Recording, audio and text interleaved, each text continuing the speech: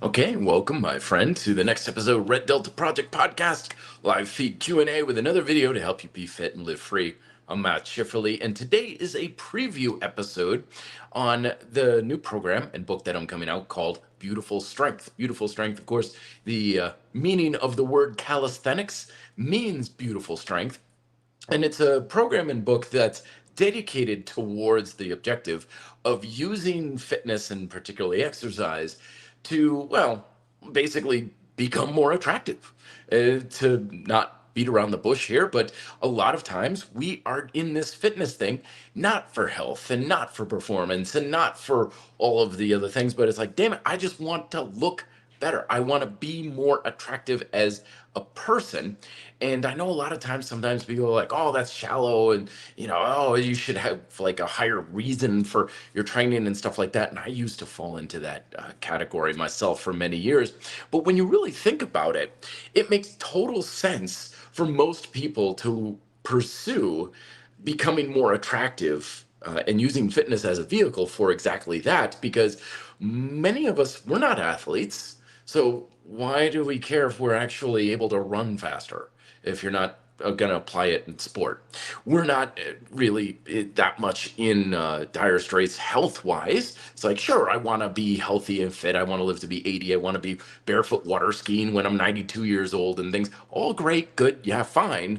But humans were kind of more of an instant gratification kind of thing. I don't have much interest in taking care of myself now so that there's going to be a payoff 40 years from now. Like, I want things to be better now. And also, a lot of us, we just have that as a vested interest. We all want to be attractive. We all want to feel like we are a desired individual because we are highly social creatures, of course. And that anything that comes out and says, hey, if you buy this product or use this program or subscribe to this service, you'll become more attractive. Well, everybody wants that. It's a universal desire we all have. And I cover in my book, Fitness Independence, why this took on so much of a kind of a tornado of spurring fitness culture as we know it to be so big. Because before what I call the bodybuilder revolution in my book, most people had no need or desire to improve their diet or exercise beyond just maybe feeling better because we just didn't need to. It wasn't really that important.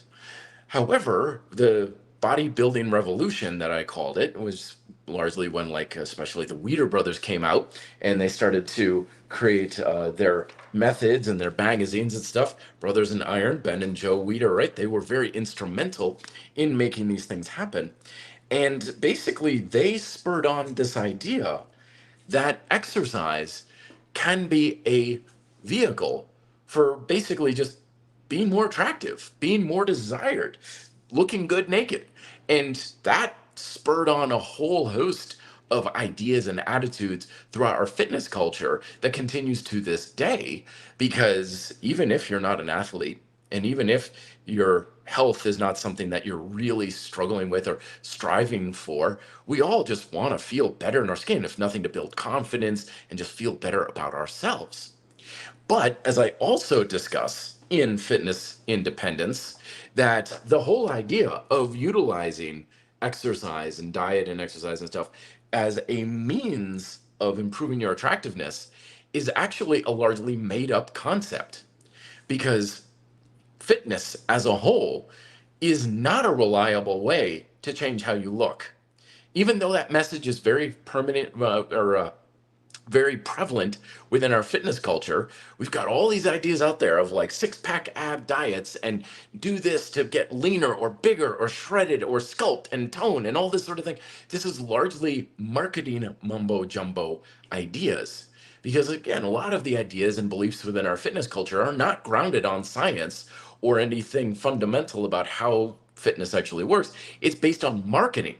If you took a single idea, like, I don't know, you use the right diet and you're going to get shredded and ripped, that idea may not have any basis whatsoever scientifically, but if it becomes popular in pop culture, if celebrities are sharing it and it's over throughout our media and social media and everything, then we just simply are going to start to believe it just because that idea is all over the place. And any idea can be all over the place simply because it sells. It doesn't have to be true. It doesn't have to have any basis in fact. It just needs to sell. It just needs to get enough attention for us to start believing that is true. And the unfortunate thing is that that's happened with fitness.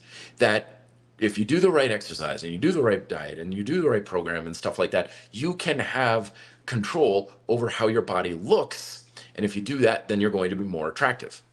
Now, I'm not saying that you can't do that with diet and exercise. I'm just saying it's not reliable. You give me 1,000 people, put them in the gym, give them a diet and everything. Will their body look much different 6 months from now? Most of them, the answer will be no. They're not going to look a whole lot different.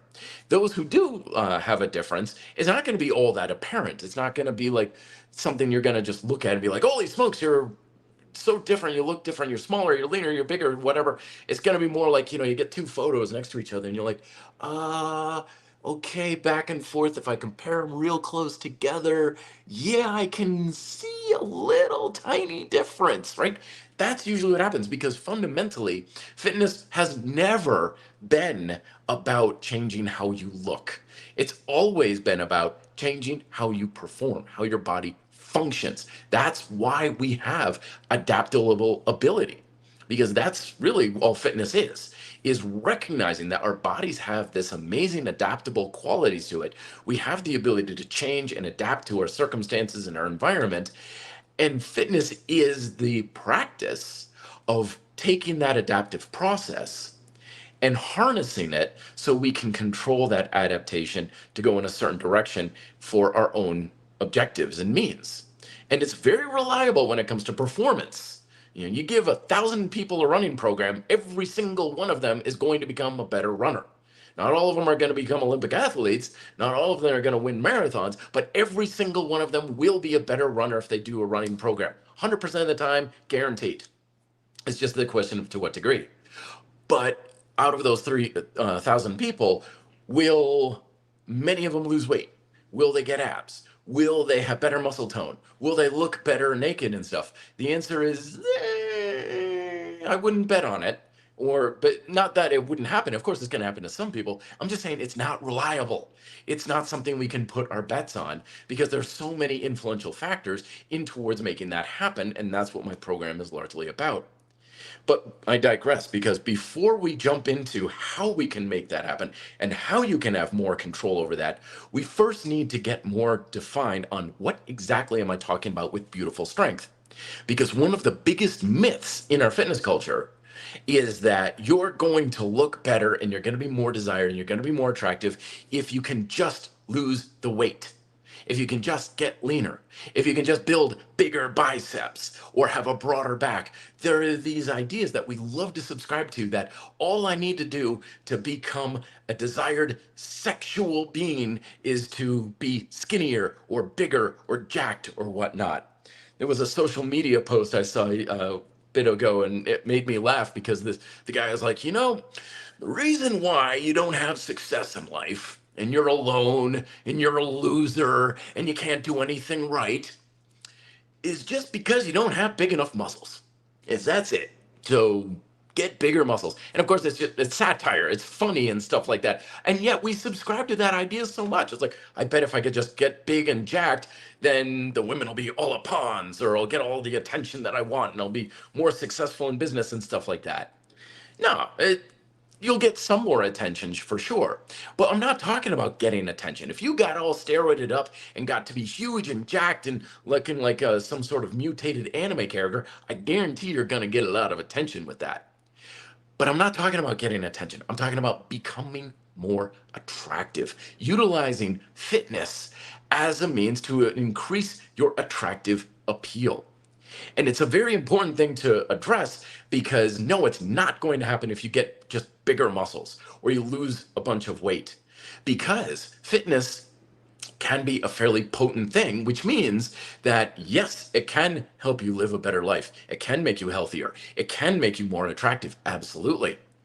However, it can also do exactly the opposite. It can make you less healthy. It can make you broken. It can make you sore. It can impede your performance rather than improve it. And yes, it can certainly decrease your attractive appeal. Lord knows I've been on that end of the spectrum myself many times. Thankfully, right now, I've learned some of these lessons and I'm on the other side of the spectrum. Like I'm getting more attention and I've got more of the benefits that come from being more attractive now at 46 than when I was younger. And the ironic thing is that even though my body looks as the best it's ever been, it's not just how you look, it's several other factors that I'll jump into. But let's get into some of these questions here before getting the meat and potatoes of things. Zaid saying, hey Matt, I stay disciplined during weekdays, but weekends are very bad. For example, I drink plenty of water throughout the week. Weekends aren't the same. Strategies to get better on the weekends. Yeah.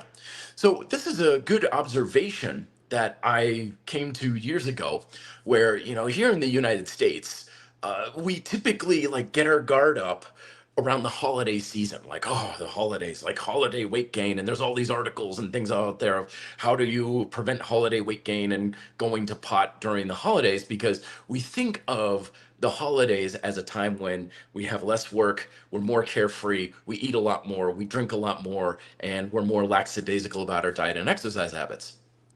But if you really think about it, the circumstances that promote that sort of behavior happen year round. They happen at birthday parties and weddings. They happen during, the football season for me.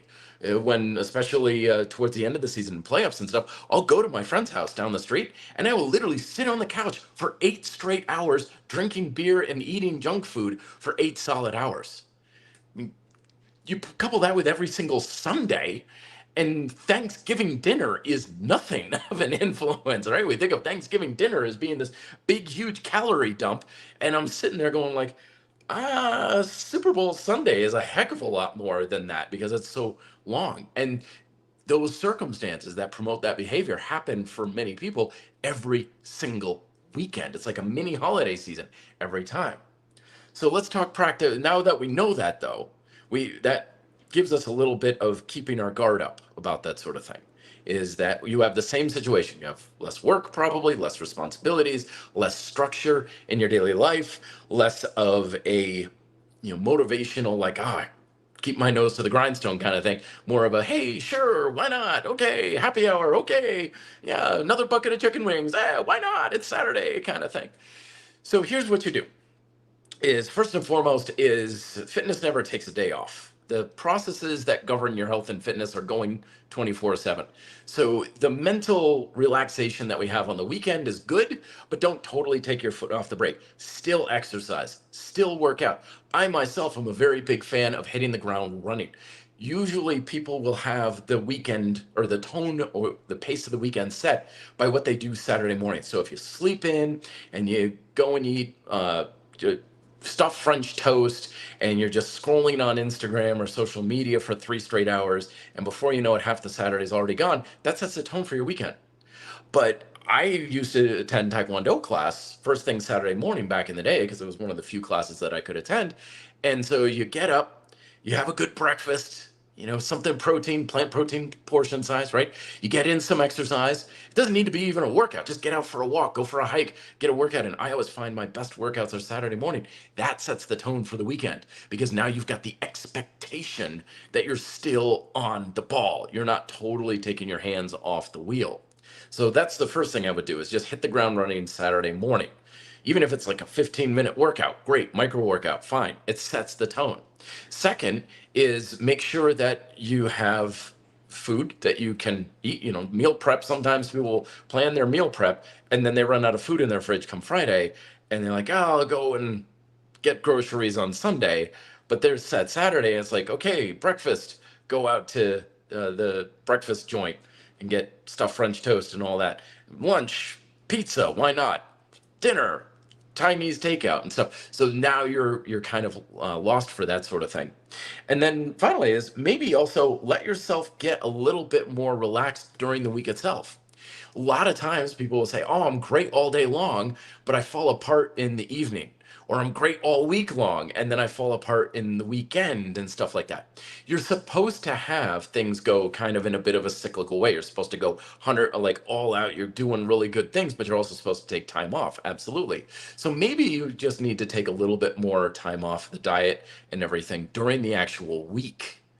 And that can go a long way. Me, myself, I typically try to keep Wednesdays as almost a pseudo day off. I go skiing on Wednesdays, I'll go biking, I'll go out and get a couple slices of pizza. I'll treat Wednesday sort of like as a little pseudo day off as well. So then when the weekend hits, I don't feel like, oh man, I so need a break from this week. Oh, this week is just killing me. Thank God it's Friday. I don't get that. I have some degree of relaxation and letting myself kind of let my, well, proverbial hair down a little bit most of the time, a little bit every day throughout the week. So when the weekend comes, I'm like, yep, okay, just another day, nothing special about it, just my schedule's a little bit different. So that can help you stay on track there. Paul Bruce, good to see as always, saying, hey, Matt, this makes me think of how often beauty is a result of improved health.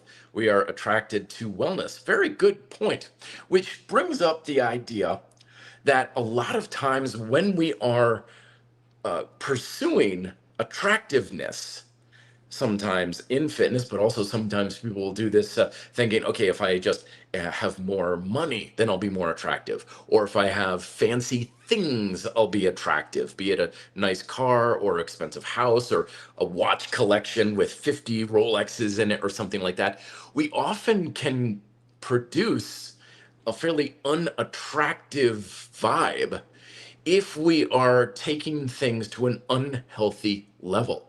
And that can certainly happen in diet and exercise. When we have things like disordered eating habits, when we have things like obsessive compulsive workout and training habits and stuff, that can be unattractive. So even though you're like, I'm eating right, I'm working out, I'm quote disciplined and everything, there can have very much the opposite effect. Back in college, I literally had a girlfriend at the time break up with me because I spent too much time obsessing over diet and exercise. She's like, you're always in the gym. You don't have any time on the weekends because you're off riding and racing and stuff like that. We can never go out to a restaurant because there's never anything good on the menu that you're willing to eat.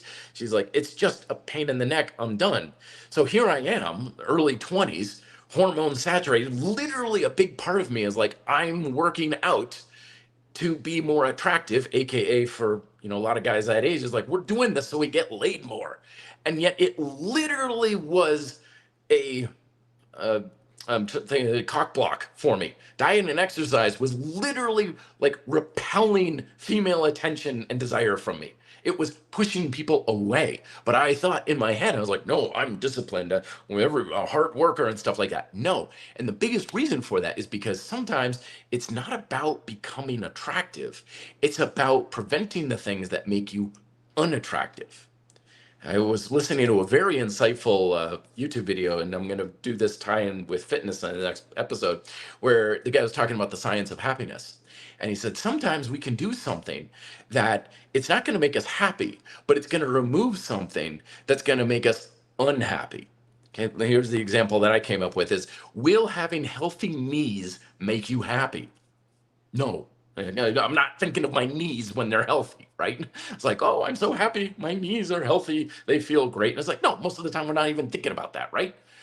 But having bad, unhealthy knees will certainly make you unhappy, right? So if I go to physical therapy and I strengthen my legs and everything and I remove that knee pain, yeah, it's going to be a relief. I'm going to feel better for it. But no, it's not going to make me happy. It's just going to prevent me from being unhappy. Same thing with attractiveness. We want to make sure we're using diet and exercise habits, not just to be attractive, but we also want to make sure we're not doing things that are unattractive. And a lot of times the things that are unattractive is when we showcase, I don't want to, maybe this is the right word, like try hard, desperation, right? There are some people who are dieting and exercising, and it looks like they're coming to it from a point of desperation. like they're trying hard from it. That can send off vibes around. Everybody picks up on it. It's like, oh, let's try hard. It's kind of like having a fancy sports car with flames on it and sparkles, and it's way, way, way over the top, right? It doesn't look necessarily that attractive because it's so over the top. And a lot of times in fitness, when we think the extremes are going to get us, I need to build muscle, so I'm going to want to be a jacked, roided out bodybuilder, or I need to lose weight, so I want to be a skinny fashion model. The extremes of physical augmentation or the extreme lifestyle habits and stuff can be attractive to a select group of people, usually who also covet that type of objective. But for the vast majority of people, it turns them off. And I've certainly experienced this, and I've seen it happen many times, where guys or women sometimes, they will covet extreme diets, extreme workout behaviors, extreme levels of muscle or strength or anything like that. And by and large, it turns people off because it's unattractive. It's not necessarily attractive unless you're into the flaming red Ferrari with sparklers and all these other sorts of things. A lot of times it's a turn off for a lot of people. So that's the first big lesson, though, is sometimes it's not so much about doing what's attractive. It's making sure you're not taking things to such an unnatural, unhealthy, because we pick up on it being unhealthy. Like if I'm saying I've got to go and work out, even though I'm sick as a dog or my knees are killing me, but I have to force myself to do it, we pick up on subliminally the idea of that's not healthy. Or if your diet is so extreme that you're anxious and you're having guilt and anxiety over food, people pick up on that and they're like, that's not good. That's not. It doesn't matter how chiseled your abs are. People just look at that and be like, can we hang out with someone else, please? Kind of thing. And it's a stigma that's what fitness is all about. I've certainly had it many times. When I was out here and I came back out to Colorado, my good friend and longtime client introduced me to her social circle, and my reputation as a fitness guy preceded me. And many times I'd go to parties or meet a bunch of these new people, and it was almost like they would be like, oh, okay, great, so you're Matt, huh? You're the trainer? Oh, whew, you're going to be a lot of fun at a party. Oh boy, oh great. Okay, so he's going to judge what I eat, he's going to judge how I look, he's going to show up with his chicken and rice and Tupperware, and they just can't relate to it. And they're like, I don't want that, I don't have any interest in it. So okay, this guy's not going to be fun at all. But of course, I would show up with the Ben and Jerry's, and I'd be like, "Oh yeah, hey guys, it's so good to see you," and everything. It's like, "What do you do for your workouts?" I'm like, I do what I like whenever I like. If I don't want to work out, I'll skip it for the day. It's no big deal." And suddenly they're like, "Oh, you're like a normal person. Like you drink beer and you watch football and you enjoy life. You don't live your life in a state of desperate try hard where your diet and exercise habits rule your life." I'm like, no, God, I broke free of that a long time ago. That's what fitness independence is all about. And they're like, okay, great, you want to come to the next party? Suddenly that made me more attractive rather than the other way around. Boring Accountant, thank you very much for the tip. Appreciate it. Thanks for the videos. Do you still regularly use the Isomax IsoChain, similar isometric force measurement feedback products? I mean, yeah, right here, Isomax right here, sort of thing. I use it right now. The place that it inhabits for my workouts is I use it a lot as a kind of a fixing up sort of tool. I don't use it as my primary strength and muscle building strategy. I use it for about 2 or 3 workouts every couple of weeks. And it's like, is my back engaged?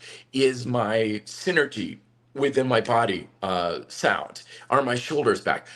Using isometrics as a maintenance, not to maintain, but like literally you take your car into the shop to get it fixed. I got to take my car in the shop and get the brakes fixed, and I got the seal that's leaking and everything like that. I take it in to make sure the things that are going wrong get fixed so that it keeps running. I use isometrics as the exact same thing.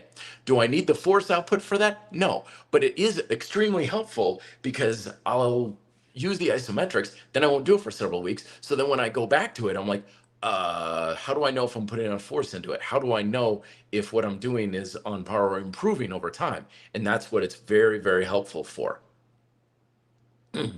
Paul Bruce with the tip. Thank you so much, Paul. Much, much appreciated. Paul's a good point here, saying I'm a trainer, but the most compliments on my appearance I've gotten are recently at 31 when I've rehabbed injuries and learned to simply relax and release muscle tension. I seem calmer. Exactly.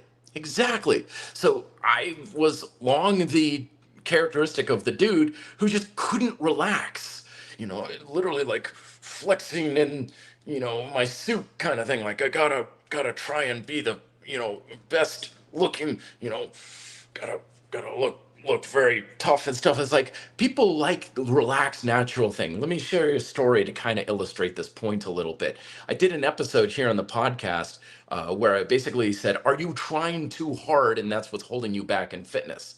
Because there's this idea that I'm learning that's totally changing my life, that not going 100% or trying to go 100% all the time is actually better and more effective. But I have some friends in Germany, and when I was 17, I went over to visit my friends. And at the time, I was 100% try hard. I've got to be staying super disciplined on my diet and my workout program. And, at that point, I had just made black belt. So I was like, I got to train my Taekwondo exactly the right way every single day. And I was so uptight about diet and exercise the whole time. And I went and I had a good time and it was a fine trip. Great. Awesome. Okay. Fast forward in my early 20s, I went back to Germany with my sister and a good friend and stuff. And at that point, I had started to really understand the fundamental approach to fitness and fitness independence and stuff. And I was much more relaxed about the whole thing. Yeah, I still practiced my Taekwondo a little bit, but it wasn't like I was like, if I missed a few days, it's like, yeah, big deal. It's drinking beer like every single night. It's like, oh, sure. What's the fat content of that meal? I don't care, right? I wasn't so uptight about things. And come down the pipe, the grapevine later on, my friend, my friend's father, excuse me, who is friends with my father, was having a conversation there, and he's like, Matt's a lot more fun to be around now. Like, you had fun the first time he was out here, but the second time he was out here, it's like, we had such a blast. We had so much fun just joking around the dinner table and was hanging out. It's like, he's loosened up. He's gotten more relaxed. He's fun to be around. He doesn't feel like he's so uptight and tense and anxious all the time. He's actually having fun. And that's a big thing about the pursuit of fitness that can be kind of a litmus test for whether or not it's helping you become more attractive. Is it helping you live a more fun life? Who cares if you got the perfect looking body? If it's decreasing your social clout as someone who's enjoyable to be around, it's actually going to be somewhat unattractive. And again, I've seen that in myself, lots of other fitness enthusiasts that I've known personally throughout the years. I've seen it even in media and stuff like that, where someone's like, great, they got the perfect body, they're on a magazine cover and stuff. But then you get them in a social situation, they're like, yeah, I can't eat anything here. I got to be in bed by 8:30. And all I know what to talk about is exercise. I can't talk about anything else because I don't know anything else. And people are like, okay, he's cool, great abs, but yeah, I have more fun hanging out with a pile of rocks kind of thing. It's like, we got to have a personality. We got to have some fun. Can you dance at a party versus trying to like stand a certain way to be like, oh, I can't hurt my shoulders or anything like that. So let's jump into it here. The three main principles that I talked about in the title here. First and foremost, it's not all about what you look like. If you're going purely for how you look and judging things based off of that, you're ignoring 60% of the attractive appeal that fitness can bring to you, because only so much of it is visual. But it is important though. So number one is our diet and exercise habits have to promote a visual aesthetic, right? But that a visual aesthetic does not come from solely focusing on or focusing mostly on just bigger muscles or lower body fat percentages. If that's your strategy, you're leaving a lot on the table, because that often can go into unhealthy territory for mind, body, and lifestyle. And that's actually going to be unattractive. So visualization is very important, absolutely. But it's not just size, it's also balance and symmetry. Artists and even engineers have known for eons that aesthetic beauty comes from things like the golden ratio.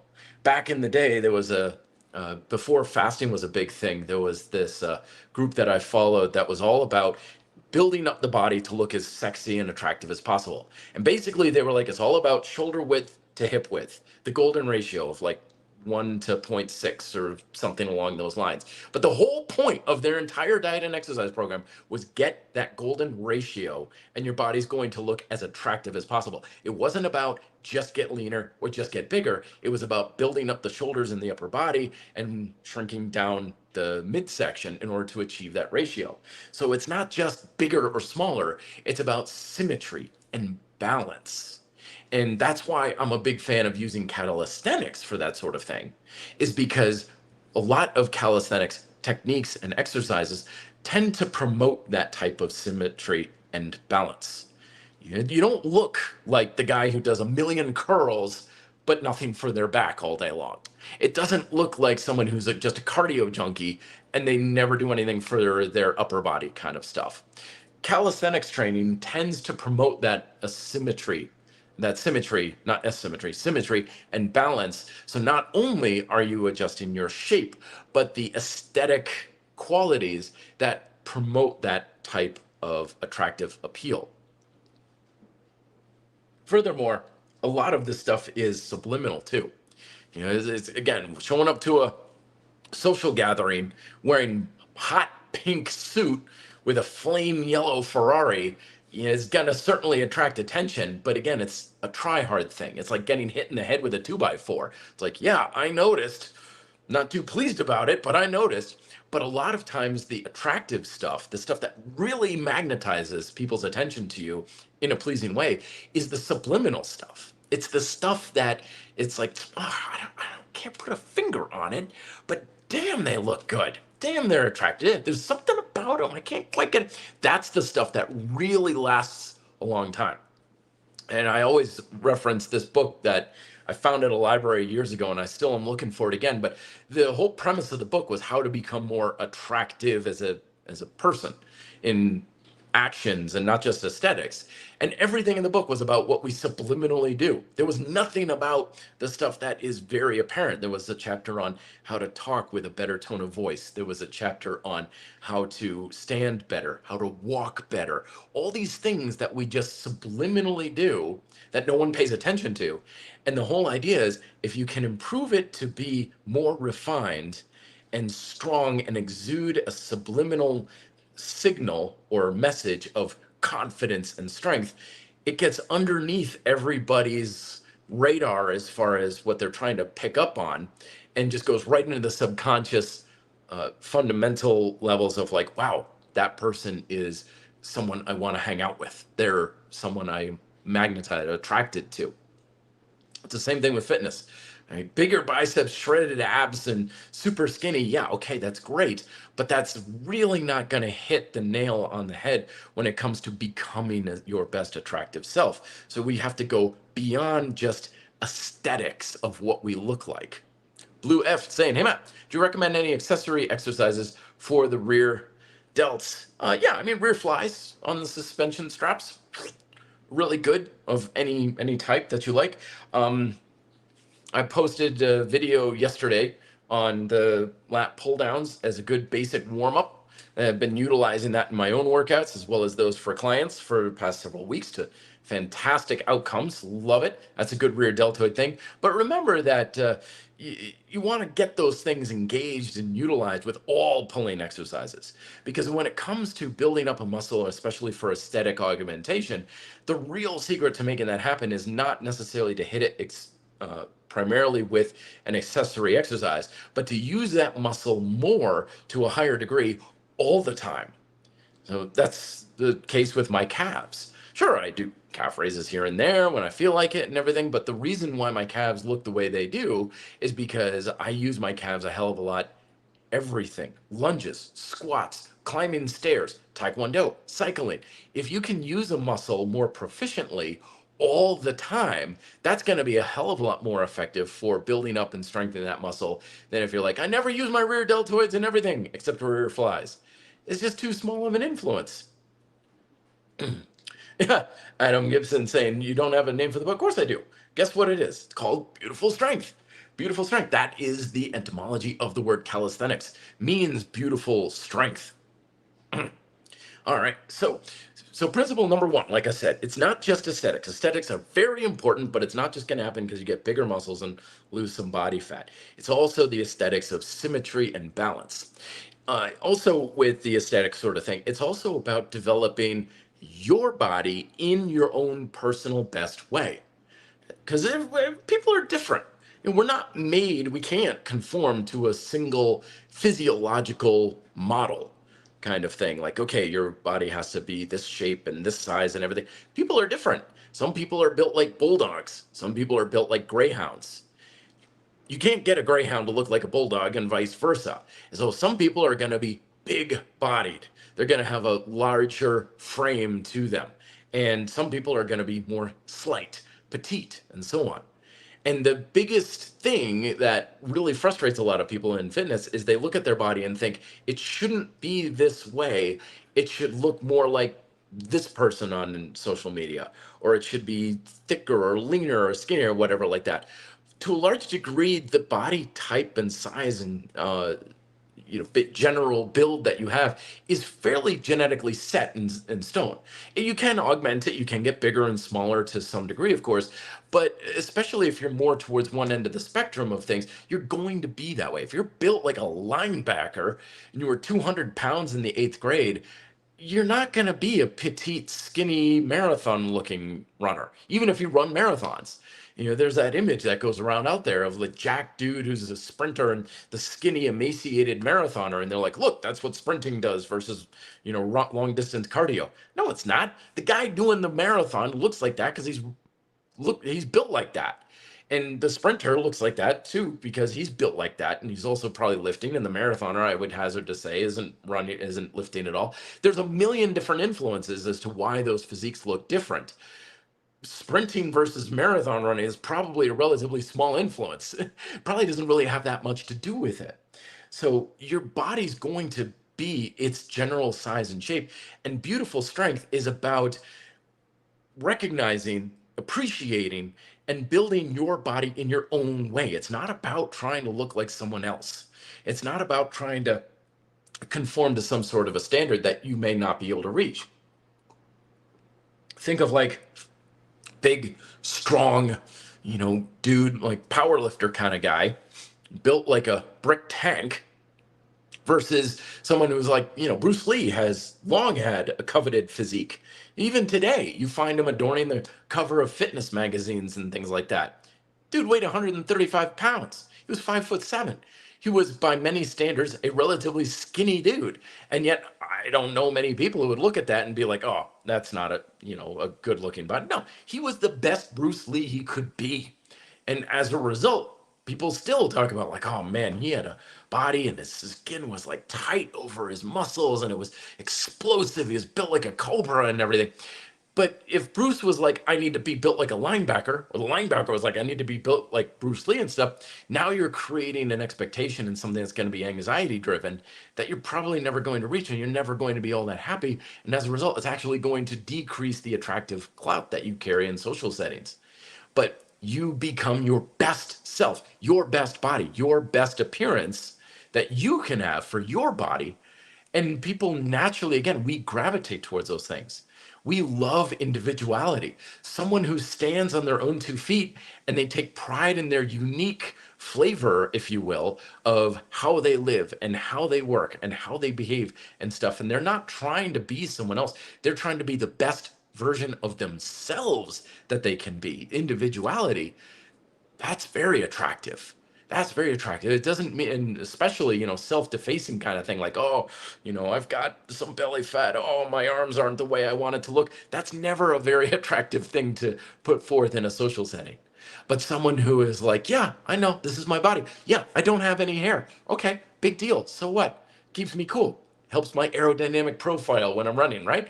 It's like when we embrace what we have and we level up our unique characteristics, that's more attractive in our attitudes and our approaches, rather than I'm supposed to look like this guy, or I should look like her in this model and everything like that.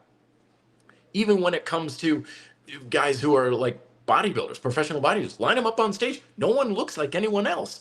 Jay Cutler looked really different than Kai Green and Phil Heath and Dorian Yates. They all had their own unique thing. That's why in bodybuilding circles they'll be like Frank Zane and Arnold Schwarzenegger and stuff. No one's ever going to say Frank Zane didn't look good because it didn't look like Arnold Schwarzenegger, and vice versa. They're going to be like, Arnold Schwarzenegger, awesome. Frank Zane, awesome. Right? They're different, but they're unique qualities.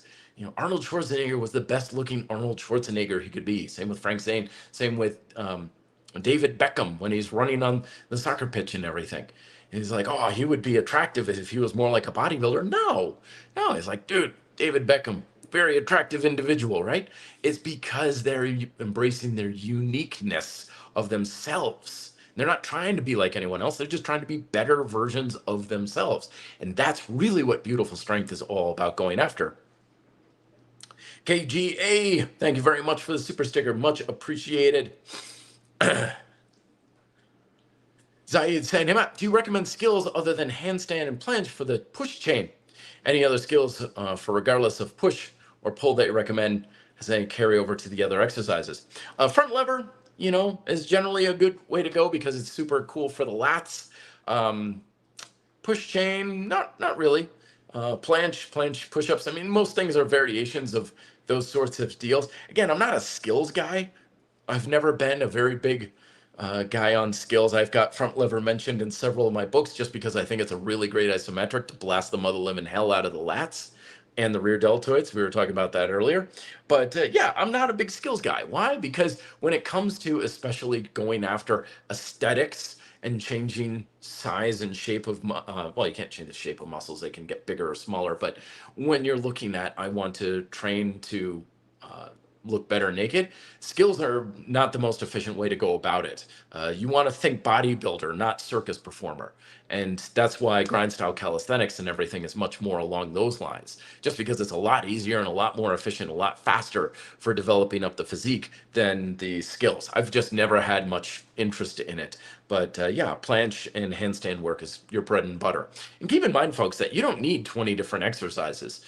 Typically, especially for those who are most successful in performance, but also for developing their physique, will be folks who master just a handful of movements. I'm always referencing Mark, the guy I knew way back in the day. From the waist up, he had an amazing physique. To this day, I haven't seen anybody with a physique like that. He did pull-ups, dips, and close push-ups. That's all he did for his upper body. That was it. That was all he did. And he had some heavy weight vests that he would wear and things like that. But that's all he did. So for the most part, when it comes to getting the most out of what we want, we only need a few moves. If you mastered the planche and variations like planche push-ups and things like that and handstand stuff, I would say that's probably all you're going to need for that sort of thing. So the first principle is, yes, it's about what you look like, but you want to go beyond size for balance and symmetry. It's about developing your own personal uniqueness. And the last thing to say about that is that it's not just about how you visually look in a photograph, because the second principle is that a lot of our aesthetic appeal comes from not so much how we visually look, but how we move, how we present ourselves in a poetic way of movement, so to speak.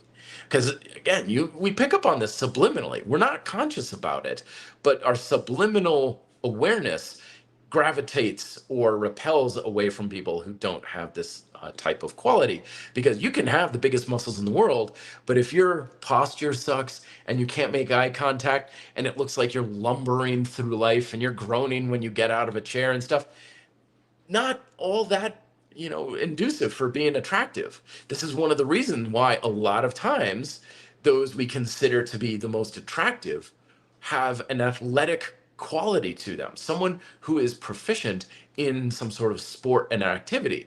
Why? Because they move really well. They've got a really great posture. They can use their body with a high degree of proficiency, grace, and strength, versus someone who, yeah, I can press a lot of weight on a leg press and I've got big biceps. But if you kind of give off this idea of, I don't feel comfortable in my own skin and I'm really having trouble just moving in a very smooth, confident way, that's also a very big variable in your attractive appeal. They say what, that 90% or something of communication is nonverbal. Body language is a huge component of how people perceive you. And again, it's subliminal much of the time. I was on a video call one time with this guy, and he was positioning, trying to, sell a product or something like that. And the whole time I'm there, I'm like, there's something about this guy that is not settling well with me. And what he was saying was fine. If I closed my eyes and listened to him, I was like, okay, he's smart, he knows what he's doing. Okay, everything's good. But as soon as I would look at him, it's like, boy, there's something about that. I just wanted to get off that video call. Finally, at the end, I figured it out. He couldn't look me in the eye, relatively to the camera.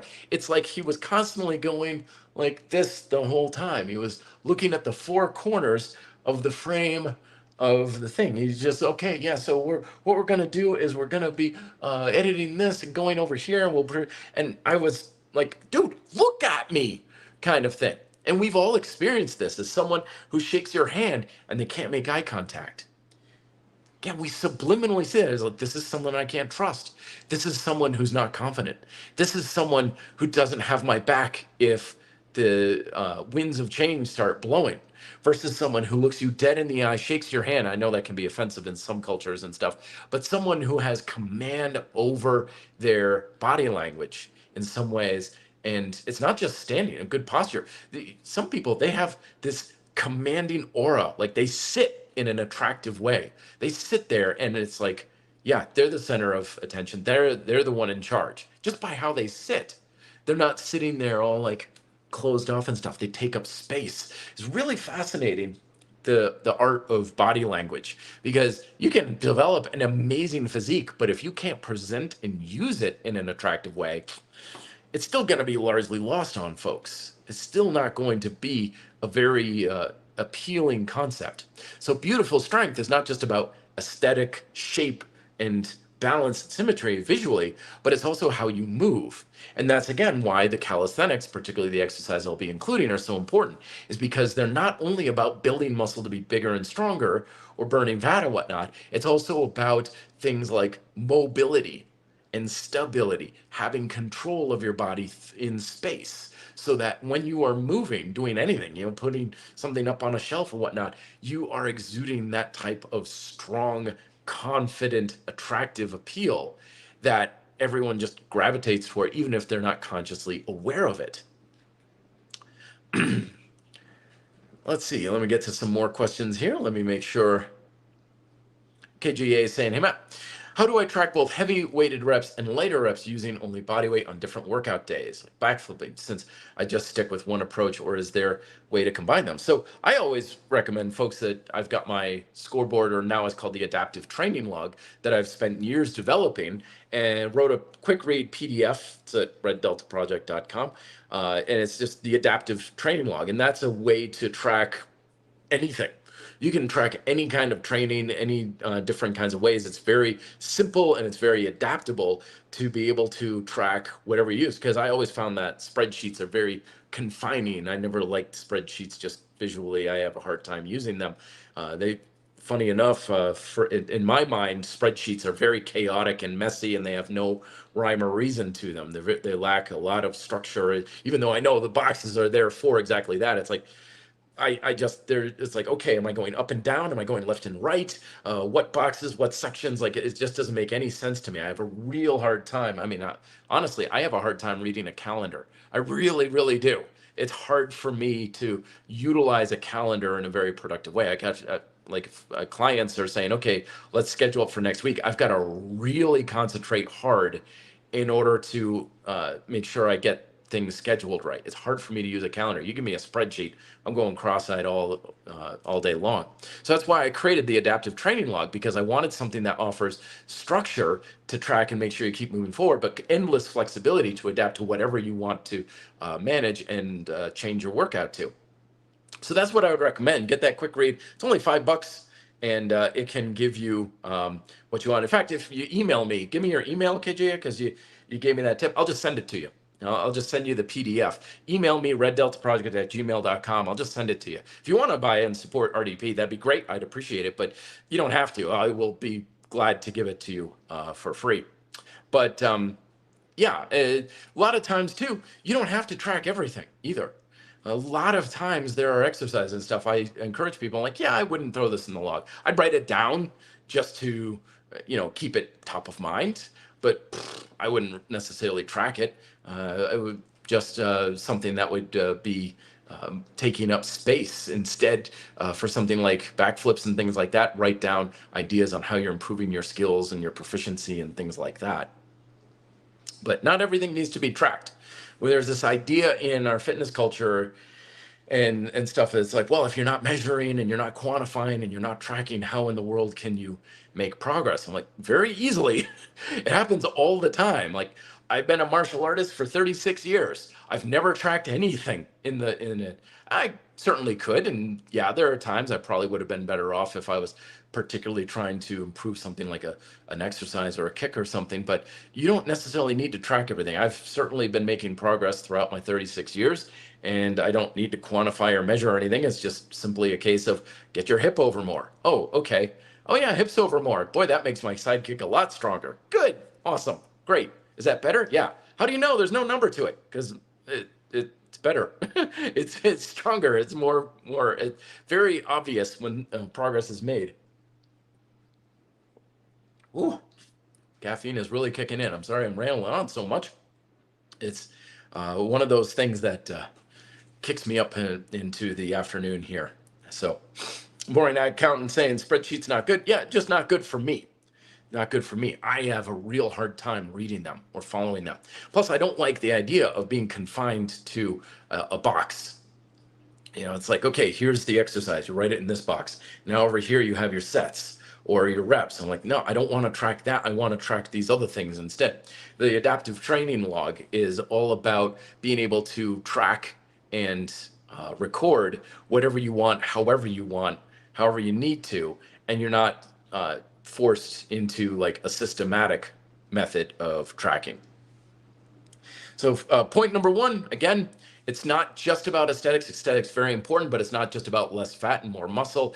It's about balance and symmetry and developing your own personal best body. Number two, it's also about how you move, how you present your body in a poetic fashion, how you present yourself. And a lot of times that goes unnoticed, especially now with social media, because a lot of it is visual, but it's kind of almost more very quick snippets, quick videos like TikToks and stuff, as well as just pictures that we see. And you can't really get an idea for someone's strength of movement and charismatic ability to carry themselves with a picture.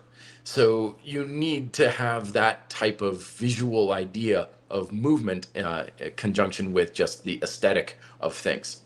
I'll cover point number three here in just a second, but more questions coming in. Cedrin Bing saying, hey Matt, for a natural calisthenics practitioner, natty bodybuilder, the neck region seems the hardest to grow for some folks like me with prior injury.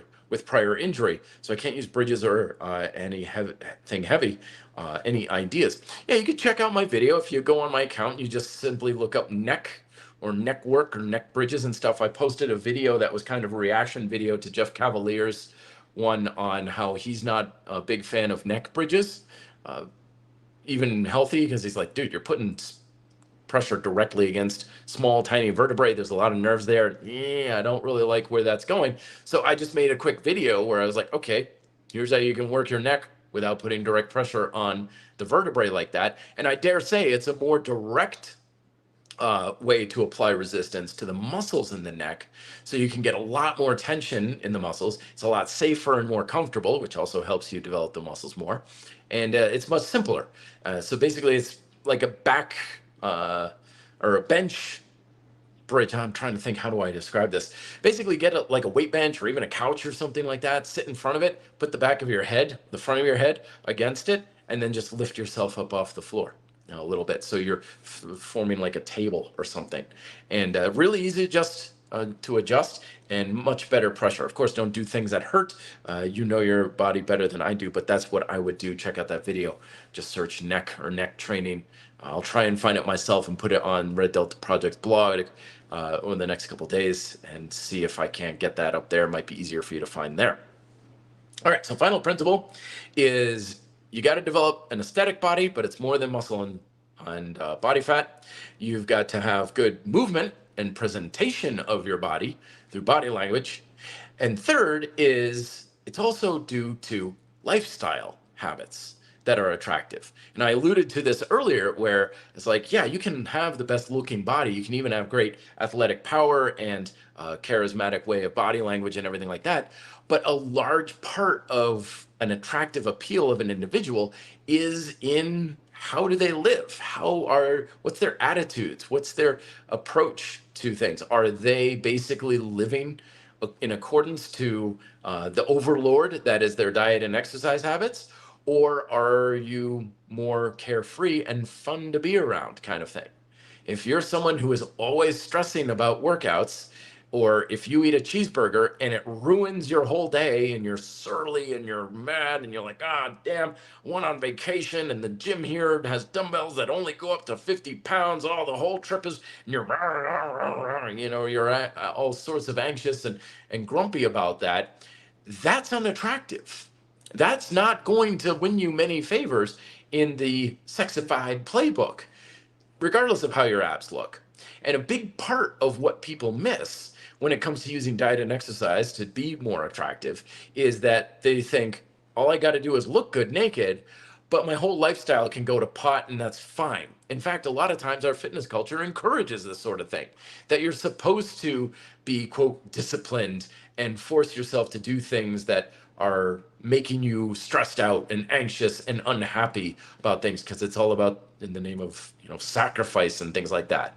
But again, I'm telling you, being the kind of person whose life revolves around diet and exercise, whose attitudes and ability to be have self-worth revolve around the number on the scale or whether or not you hit a PR in the gym and stuff, that's often not someone many people want to be around. That's usually a fairly unattractive appeal to such things. So it's more important too that our habits and our diet and exercise approaches enhance our quality of life and make us just better people to be around to begin with. Because you can have the best looking body, you can have great body language and exude confidence and charisma. But if your diet and exercise habits are making you grumpy and irritable and you're just not fun to be around, it's not going to take very long for people to be like, well, okay, they're great, but it's not like I want to spend a weekend with them kind of thing. Another case and story, I used to know this gal who, I never met her boyfriend, but her boyfriend was like a bodybuilder of some sort, whatnot.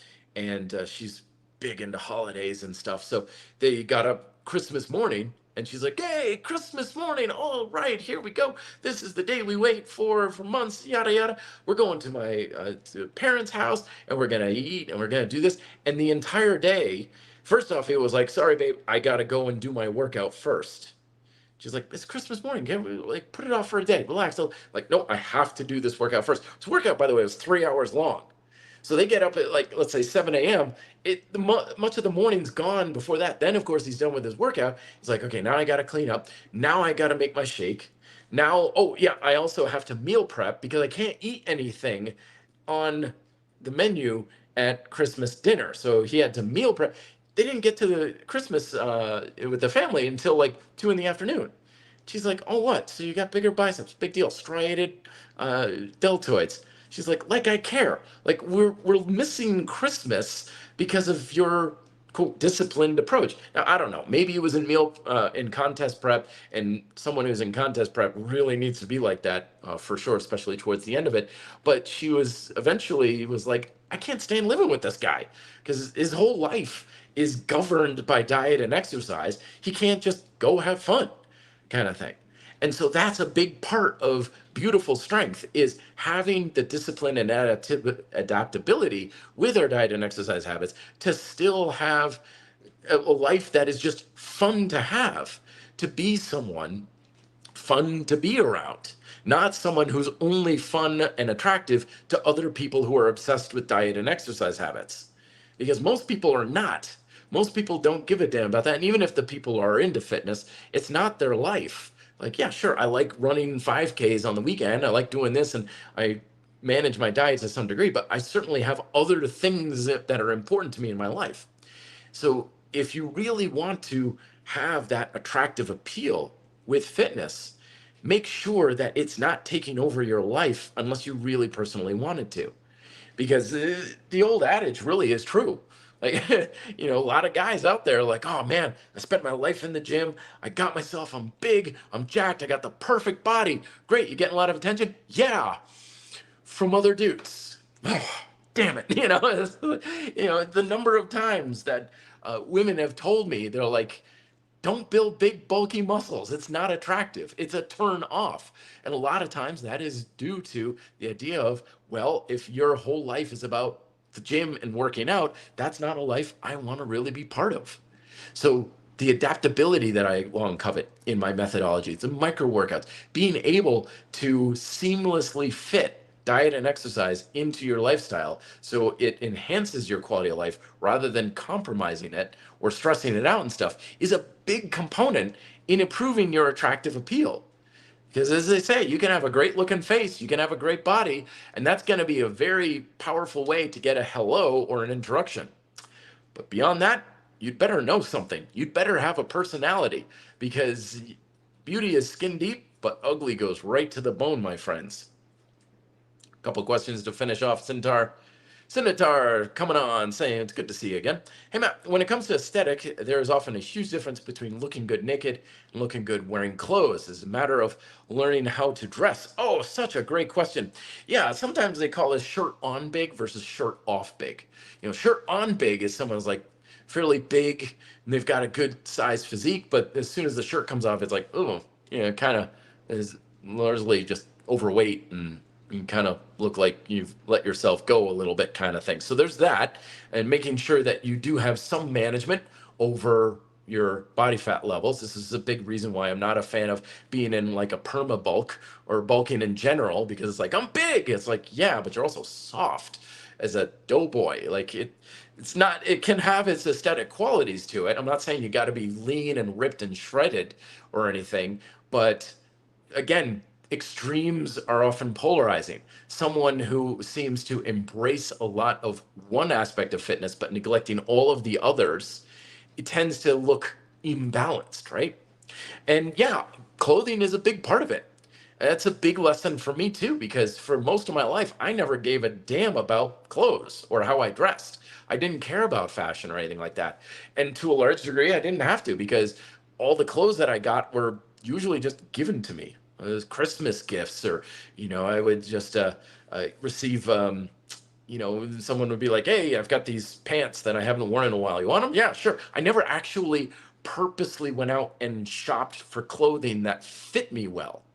And a big part of looking good is not so much what you're wearing. You can have the most expensive suit in the world, but if it doesn't fit you well, then it doesn't promote, or it's not the best complement to your physique. You can have a great physique, but if your clothes don't fit very good, you still kind of look a little bit like, less like someone who dresses in a suit for business and is a high class individual, and more like you're late for a court date.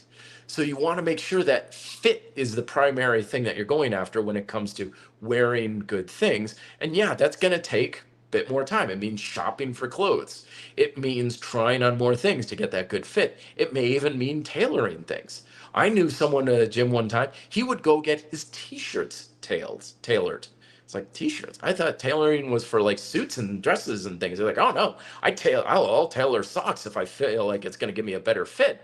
It's like, I never really thought. He's like, but when we've all experienced this, we all have those articles of clothing that when we wear them, they fit us so well. They help us look our best. And because of that, we feel better.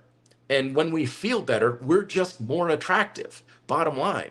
And I guess that's a good kind of point to really put it on things, is diet and exercise habits that are going to promote you to a higher level of attractiveness are the ones that are going to make you feel better about yourself, mentally, physically, in your lifestyle. But if it's beating you down and it's leaving you injured and stressed and anxious about food and exercise and stuff, that's usually going in the wrong direction, my friends. Awesome point there, Sinitar. Thanks. Joseph Bello, it's always good to hear you, my friend. Well, Matt, I'm 54. I work push-pull squat. Been doing this for 4 years, but I've only made very small progress. Either I'm not training hard enough, or it's just the way my body responds. Yes, a lot of times we do have to be cognizant of the idea that we're not training hard enough sometimes to get a big change. It's very much an idea that has come up in both the scientific literature and anecdotally, is that just not enough. And I face this a lot as a coach. Like sometimes I'll be working with someone. I was working with an individual this morning, and they got like 6 push-ups, and they stopped, and I was like, "What'd you stop for?" And she's like, "That's my max." I'm like, "Wasn't even close. I guarantee you can do 10. I guarantee you." And she's like, "There's no way I can do 10. I'm like, "I guarantee you can do 10. You have the strength right now to do 10.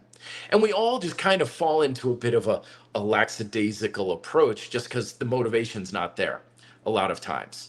Again, there was an article, strongerbyscience.com, saying basically like most people are going to about 50% of their ability and potential most of the time. So when we think we're maxing out, we're probably only about 60%. Guys like David Goggins have always echoed this. It's like when you think you're at your max, you're not even close. You still got way more to go. And as just an experiment on the day, I was like, I'm going to see if I can do 30 dips. A friend was challenging me. I was like, "Do you think you could do 30 dips?" I'm like, "I guess. I don't know. I never really tried that. I don't do a whole lot of high rep stuff."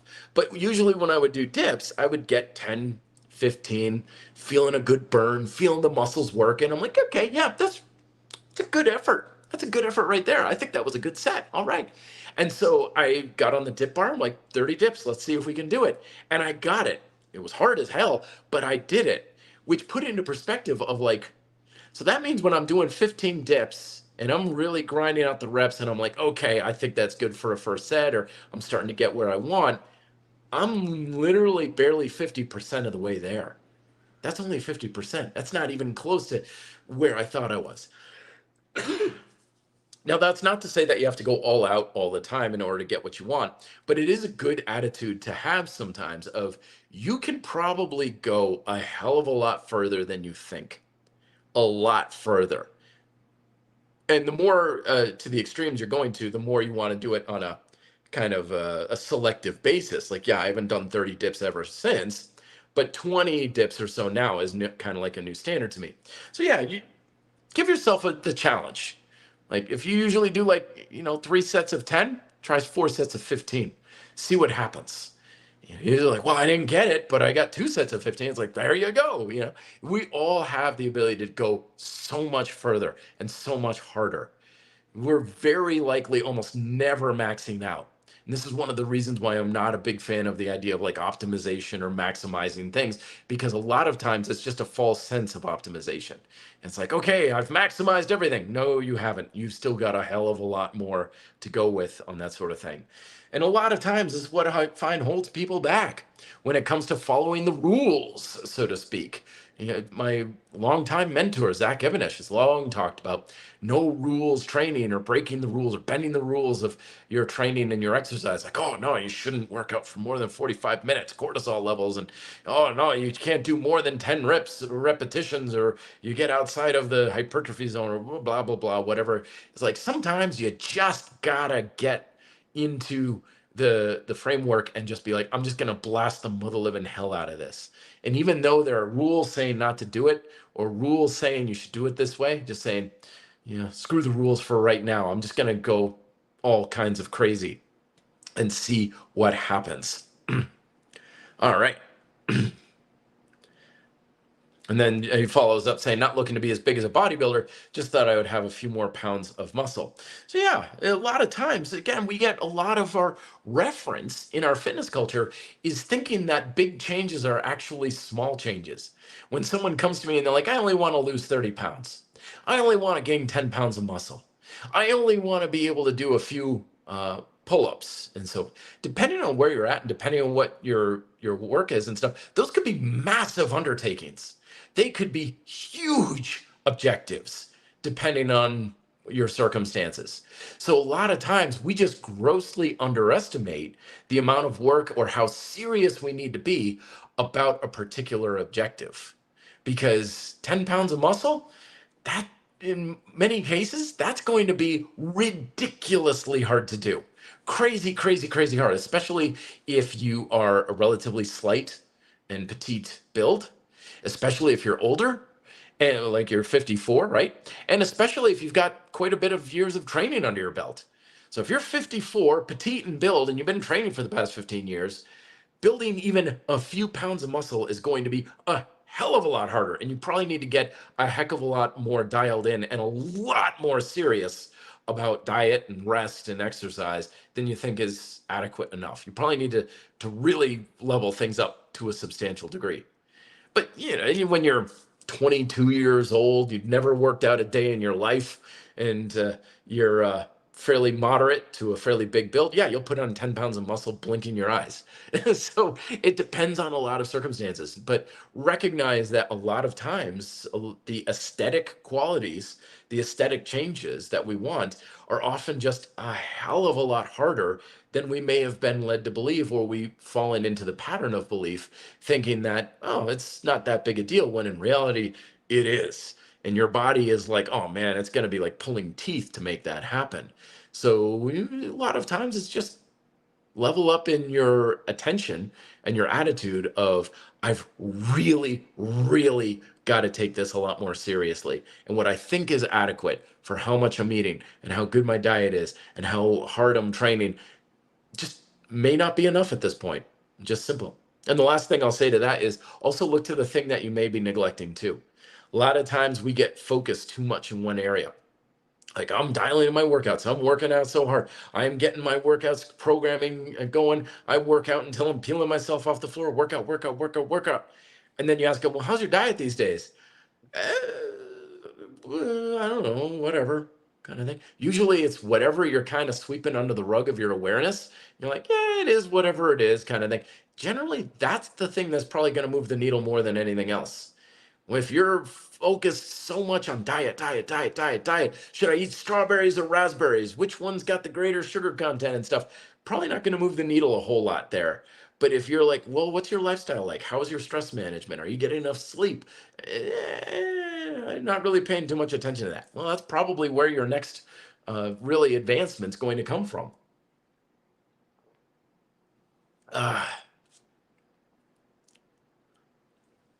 AB coming on, good question. So when it comes to aesthetic stuff, we always want to know what's possible. So in light of that, he's like, a 200 kilogram bench press, natural, possible. Who the hell do I know?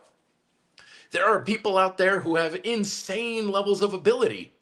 And there are people out there who it's like, nope, not going to happen. Because we all have different starting points. We all have different levels of potential.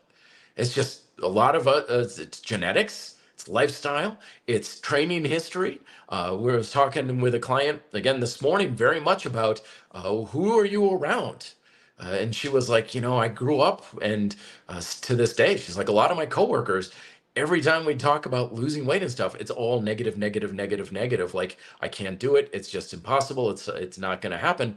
She's like, are you around people who are going to say, yeah, it's possible, or it's encouraging? Or are you going to be around people saying, no, it's impossible? And so who the hell knows? Your potential is always going to be a mystery to some degree. But maybe it's in the works. Maybe it's not. Maybe it is in the works, but it's just not going to be worth it too.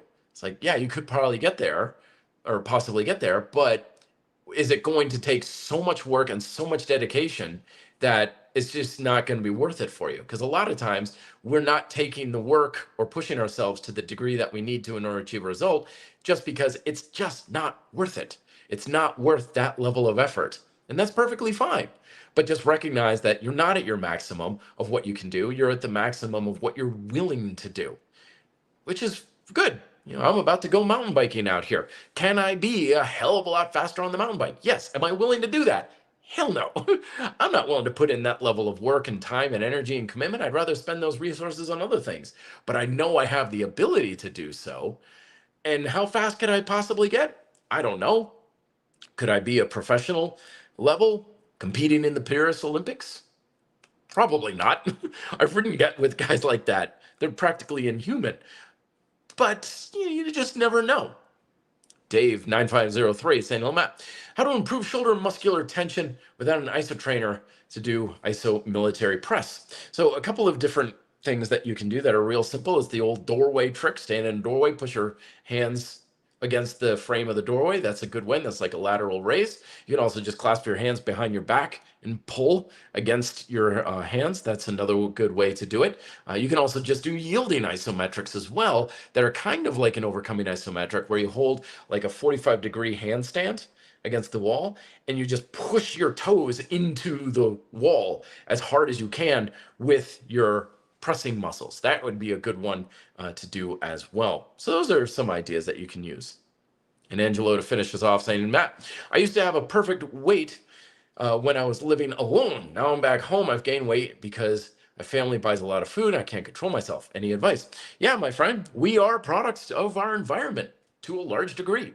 We are not going to always have, or well, actually, we're never fully in control of our health and fitness and weight. There's always going to be influences outside of your domain. And so when you're living with other people and they've got their dietary approaches, that's naturally going to influence your dietary approaches. And that's okay, that's fine. Just know that that's going to happen, and fighting it may not be a worthwhile pursuit. So what you want to do there, Angelo, is focus on what are the foods and meals that you are eating outside of that.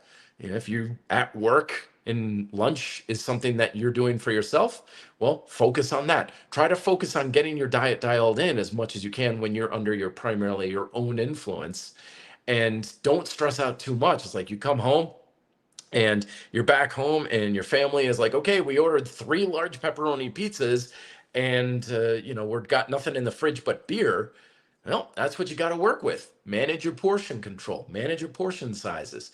Again, my friend who I watch football with and stuff, the only thing she has in her place that isn't alcohol is just tap water. So I know that if I go over there and I'm like, I'm going to be here several hours, I'm watching football, I bring a few seltzer waters because I know I'm going to want to drink something that's not alcohol, and I'd better bring it and provide it. So you may have to get some of your own food. So look for the opportunities to take more control over your diet. You don't need to be fully in control, but more control is going to move the needle for you.